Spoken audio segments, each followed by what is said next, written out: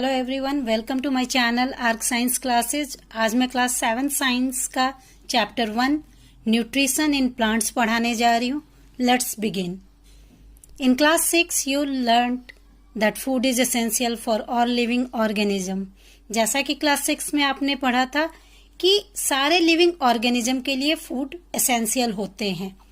You also learned that carbohydrates, proteins, fats, vitamins and minerals are components of food. आपने यह भी पढ़ा था कि carbohydrate, protein, fats, vitamins, minerals ये सारे फूड के कंपोनेंट्स होते हैं। This components of food are called nutrient, और फूड के ये कंपोनेंट्स न्यूट्रिएंट कहलाते हैं and are necessary for our body, और ये हमारे बॉडी के लिए जरूरी है। तो न्यूट्रिएंट क्या होते हैं? The components of food that provide nourishment to our body is called nutrients. All living organism require food. सारे living organism को food की जरूरत होती है। Plants can synthesize food for themselves, but animals including human cannot. Plants अपने लिए food का synthesis करते हैं, लेकिन animal अपने लिए food का synthesis नहीं करते हैं। They get it from plants or animals that eat plants. और वो अपने फूड को कहाँ से पाते हैं? वो अपने फूड को प्लांट्स और एनिमल से पाते हैं। अब आप बहुत सारे ऐसे एनिमल्स हो गए जो कि प्लांट ईटर होते हैं, वो डायरेक्टली प्लांट को खा लेते हैं। Thus, human and animals are directly or indirectly depend on plants. इसका मतलब क्या हुआ कि ह्यूमंस और एनिमल्स या तो प्लांट के ऊपर डायरेक्टली डिपेंड है या फिर indirectly. Next is mode of nutrition in plants. अब प्लांट्स में मोड ऑफ न्यूट्रिशन होता कैसा है? सबसे पहले हम जानते हैं कि न्यूट्रिशन होता क्या है। Nutrition is the mode of taking food by an organism and its utilisation by the body.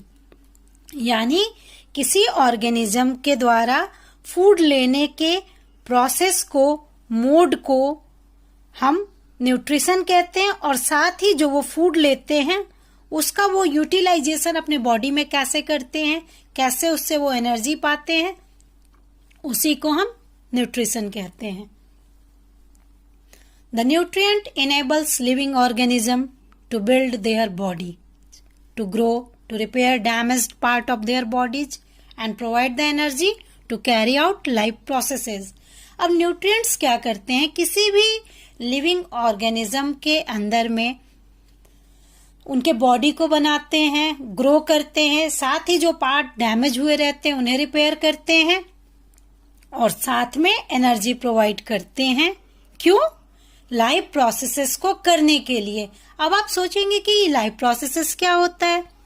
आप जैसे ब्रीदिंग करते हैं, आपके बॉडी में डाइजेशन होता है, ये सारे जो भी प्रोसेसेस है इन्हीं को हम लाइफ प्रोसेसेस कहते हैं।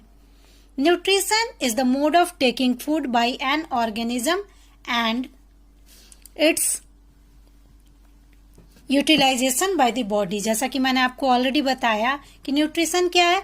न्यूट्रिशन है कि आप फूड को लेते हैं और उस फूड का आपके बॉडी में कैसे यूटिलाइजेशन होता है, इसी को हम न्यूट्रिशन कहते हैं। The mode of nutrition in which organism make food themselves from simple substances is called autotrophic. अब न्यूट्रिशन का वो मोड जिसमें कि कोई ऑर्गेनिज्म अपना खाना खुद बनाता है, और किन चीजों से? सिंपल सब्सटेंसेस से। तो इस तरह के मोड ऑफ न्यूट्रिशन को हम ऑटोट्रॉफिक न्यूट्रिशन कहते हैं। ऑटो मीन्स सेल्फ, मीन्स अपने आप। ट्रॉफोज मीन्स नूरिशमेंट, यानी उससे वो नूरिशमेंट पाता है। Therefore plants are called autotrophs. इसलिए प्लांट्स को हम क्या कहते हैं? ऑटोट्रॉप्स कहते हैं। क्यों? क्योंकि प्लांट्स अपना खाना खुद बनाते हैं। Animals and most other organism take in food prepared by plants. और एनिमल्स और अदर ऑर्गेनिज्म जो हो वो अपना खाना प्लांट्स से लेते हैं। दे आर कॉल्ड हेटेरोट्रॉप्स, इसलिए उन्हें हम क्या कहते हैं? हेटेरोट्रॉप्स कहते हैं. Heteros means other. Now we may ask where the food factories of plants are located. अब हम चलिए यह जानने की कोशिश करते हैं या पता लगाते हैं कि प्लांट का फूड फैक्ट्री होता कहाँ है. जैसे कि अगर हम अपने फूड की बात करते हैं तो जो भी हम रॉ मटेरियल्स ले आते हैं हम उसे किचन में ले जाके उससे अपना फूड प्रिपेयर करते हैं. तो प्लांट्स का जो फूड फैक्ट्री होता है वो कहाँ लोकेटेड होता है. Whether food is made in all parts of a plant or only in a certain parts.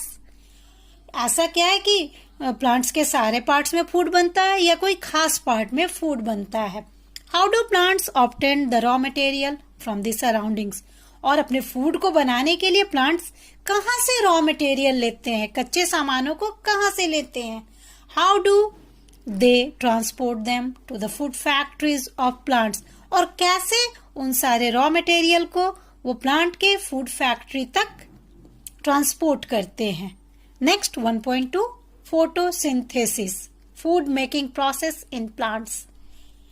Leaves are the food factories of plants. Plants के फूड फैक्ट्री जो होते हैं वो लीफ होते हैं. Therefore all the raw materials must reach the leaf. इसीलिए जो भी रॉ मटेरियल है, जो भी कच्चे सामान है, वो प्लांट्स के लीफ के पास पहुंचने चाहिए. Water and minerals present in the soil are absorbed by the root and transported to the leaves. Water और मिनरल्स जो रूट सॉइल से एब्जॉर्ब करता है उसका वो ट्रांसपोर्टेशन लीफ तक करता है. Carbon dioxide from air is taken in. Air से कार्बन डाइऑक्साइड लिया जाता है और ये कार्बन डाइऑक्साइड हमारे लीफ के ऊपर में, कोई भी प्लांट्स है उसके लीफ के ऊपर में टाइनी पोर्स होते हैं, उन्हीं के थ्रू ये लीफ के अंदर जाता है. This pores are surrounded by guard cells. और ये पोर्स जो होते हैं वो एक गार्ड सेल के द्वारा सराउंडेड रहते हैं. और इन पोर्स को हम क्या कहते हैं? इन पोर्स को हम स्टोमाटा कहते हैं. Water and minerals are transported to the leaves by the vessel which run like pipe throughout the root, the stem, the branches and the leaves. अब water और minerals leaves तक पहुंचते कैसे हैं? कुछ vessels होते हैं plants के अंदर में. ये vessels आपको root, stem और branches यहाँ तक कि leaf में भी होते हैं. इन्हीं के थ्रू water और minerals पहुंचते हैं. They form a continuous path or passage for the nutrient to reach the leaf. और ये वेसल एक कंटिन्यूअस पाथ बनाते हैं, एक रास्ता बनाते हैं ताकि सारे न्यूट्रिएंट जो है वो लीफ तक पहुंच जाए. They are called vessels. और इन ये जो कंटिन्यूअस पाथ जो बनाते हैं उन्हें हम क्या कहते हैं? वेसल कहते हैं. वो वेसल होते हैं जो इन सारे चीजों का ट्रांसपोर्ट एक प्लांट के लीफ तक करते हैं. You will learn more about transport of materials in plants in chapter 11. आप इस ट्रांसपोर्ट ऑफ मटेरियल के बारे में चैप्टर 11 में काफी डिटेल में पढ़ोगे. Leaves have a pigment of green colour called chlorophyll. Leaf में एक ग्रीन कलर का पिगमेंट होता है जिसे हम क्लोरोफिल कहते हैं. It helps leaves to capture the energy of sunlight. और यह लीफ को सन से एनर्जी को कैप्चर करने में हेल्प करता है. This energy is used to synthesize और prepare food from carbon dioxide and water. और यह एनर्जी कार्बन डाइऑक्साइड और वाटर के साथ मिलकर फूड सिंथेसिस में हेल्प करता है. Since the synthesis of food occurs in the presence of sunlight, it is called photosynthesis.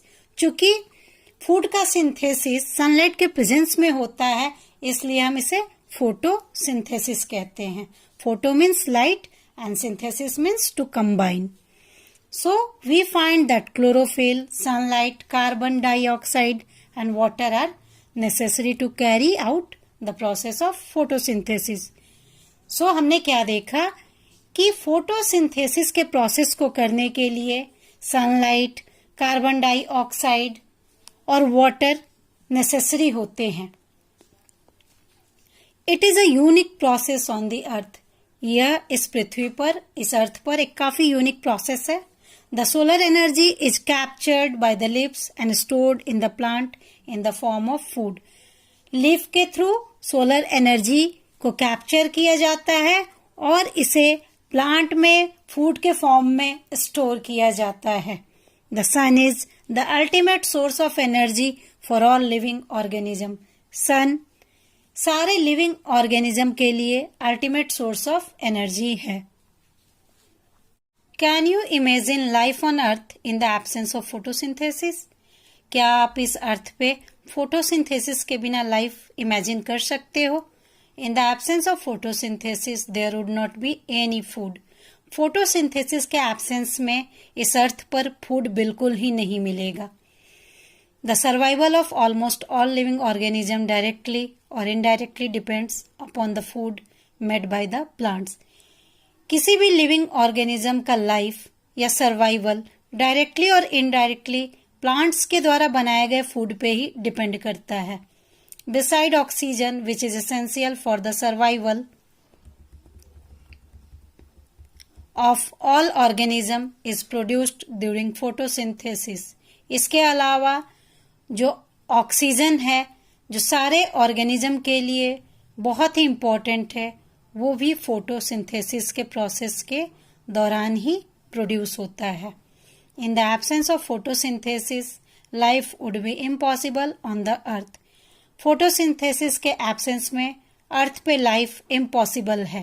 During photosynthesis, chlorophyll containing cells of leaves in the presence of sunlight use carbon dioxide and water to synthesise carbohydrates.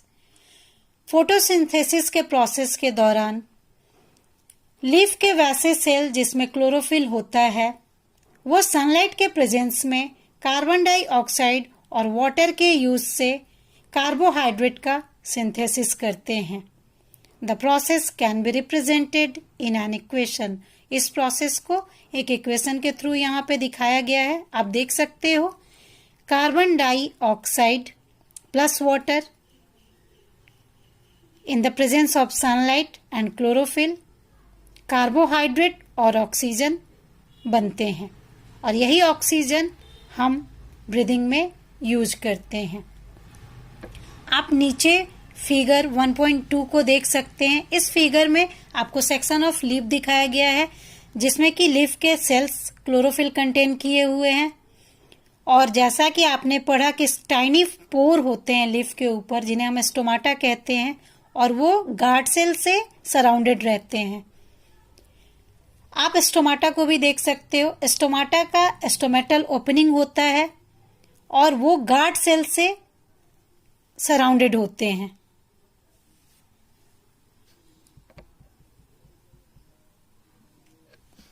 आप यहाँ पे diagram showing photosynthesis figure 1.3 में देख सकते हो। यहाँ पे एक प्लांट दिखाया गया है। इस प्लांट के लीफ के थ्रू सनलाइट को एब्जॉर्ब किया जा रहा है और लीफ में क्लोरोफिल होता है। जैसा कि आपको पता है कि ये क्लोरोफिल ही सनलाइट के एनर्जी को एब्जॉर्ब करते हैं।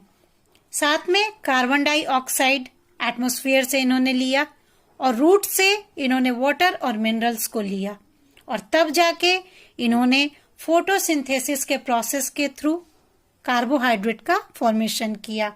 और आप देख सकते हो कि कार्बन डाइऑक्साइड लीफ ने लिया और फोटोसिंथेसिस के प्रोसेस के बाद इन्होंने ऑक्सीजन को रिलीज किया।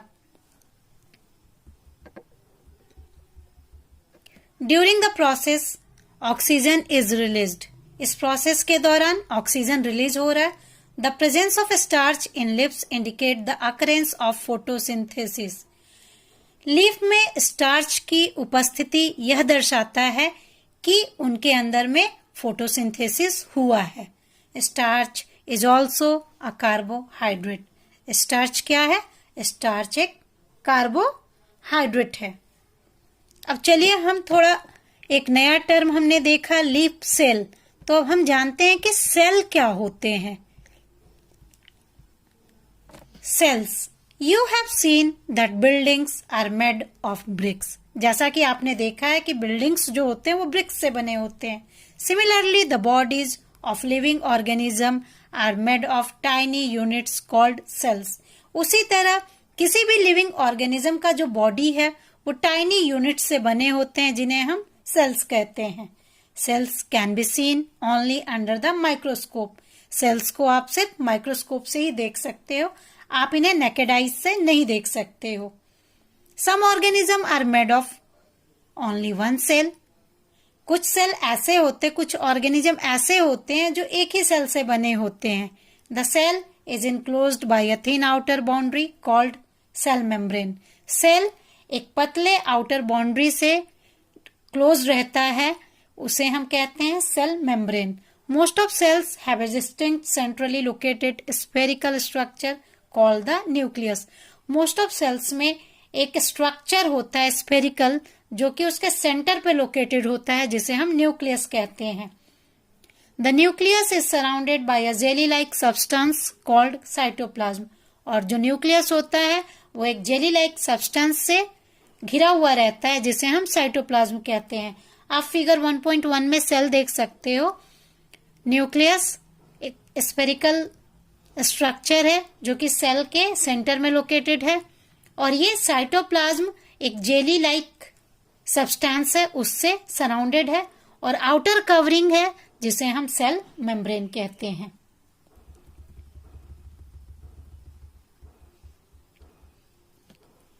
ऐसा नहीं है कि सिर्फ लिप्स में ही फोटोसिंथेसिस होता है.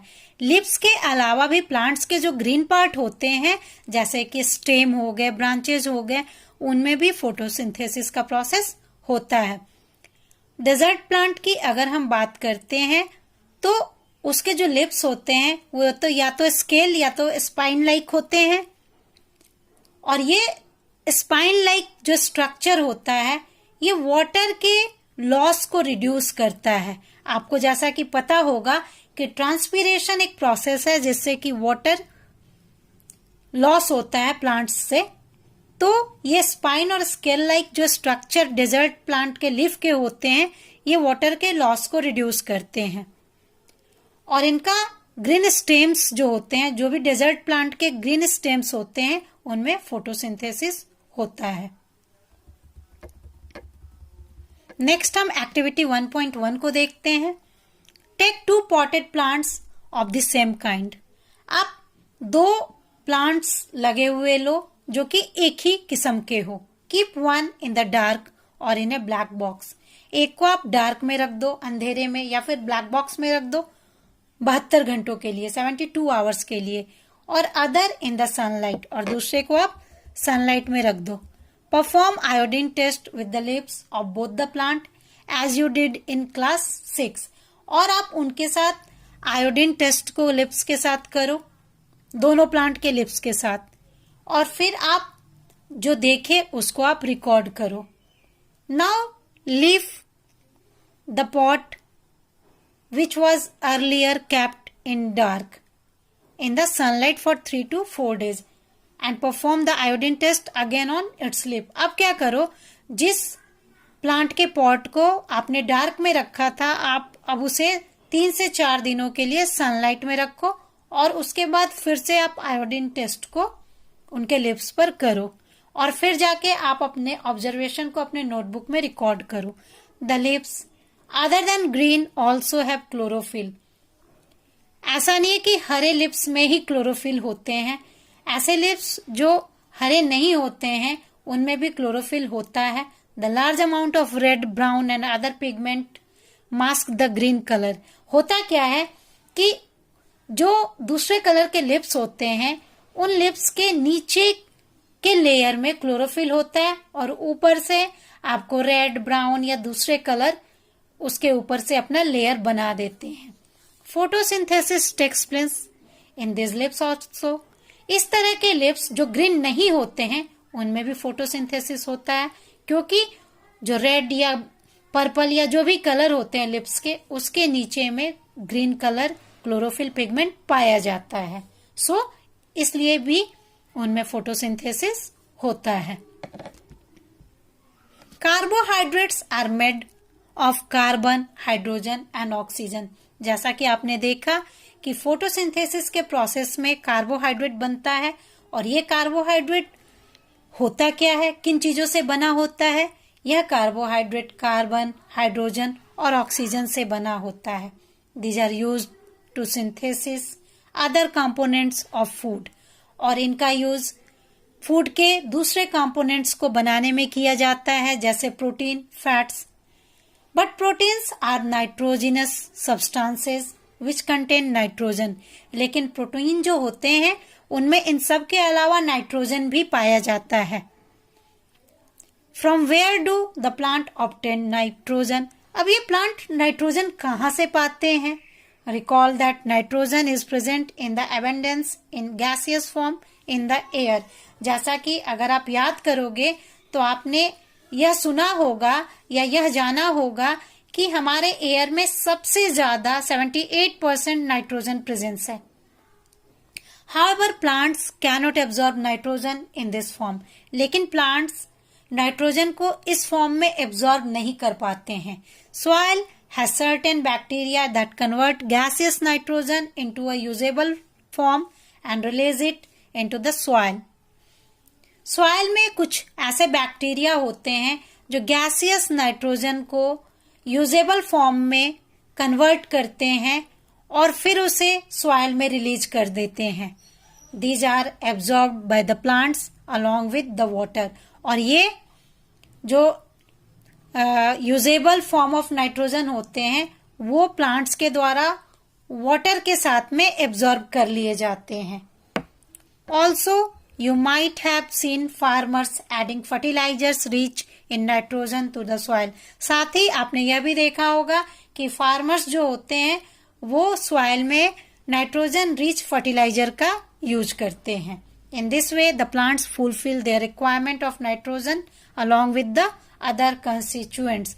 और इन सभी के द्वारा प्लांट्स जो हैं वो अपने नाइट्रोजन के रिक्वायरमेंट को फुलफिल कर लेते हैं। Plants can then synthesise protein and vitamins. Plants vitamin और प्रोटीन का भी सिंथेसिस कर सकते हैं। अगर उन्हें नाइट्रोजन मिल गया तो वो प्रोटीन का सिंथेसिस कर लेंगे और फिर वो विटामिन का सिंथेसिस कर लेंगे।